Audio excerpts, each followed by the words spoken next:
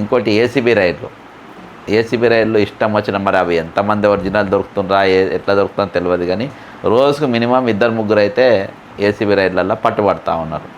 కాబట్టి ఇవన్నీ యూనియన్లు మొత్తం బలహీనపరచడానికి. ఈరోజు ఆంధ్రప్రదేశ్లో ఉన్నంత స్ట్రాంగ్ యూనియన్లు మన దగ్గర లేవు. ఆంధ్రప్రదేశ్ కానీ వేరే రాష్ట్రాలు చాలా పవర్ఫుల్గా ఉంది.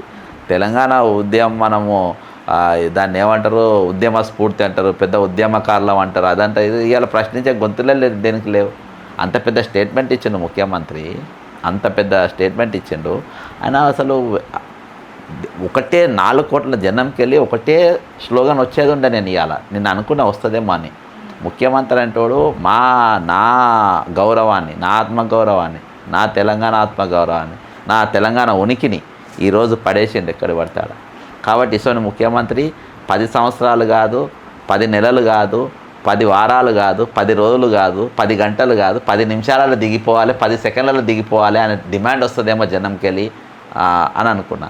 కానీ అటువంటి రాలేదు. వాస్తవానికి కూడా నా పర్సనల్గా నా డిమాండ్, నేను తెలంగాణ పౌరునిగా నా డిమాండ్ ఏంటంటే, ఇటువంటి పనికిమాలిన ముఖ్యమంత్రి, ఇటువంటి సచ్చు ముఖ్యమంత్రి, ఇటువంటి చేతగాని ముఖ్యమంత్రి, ఇటువంటి ఆర్థికపరమైన క్రమశిక్షణ లేనట్టు ముఖ్యమంత్రి, తెలంగాణ స్థాయిని దిగజార్చే ముఖ్యమంత్రి 10 నిమిషాలు కాదు 10 క్షణాలు కూడా ఉండడానికి వీల్లేదు.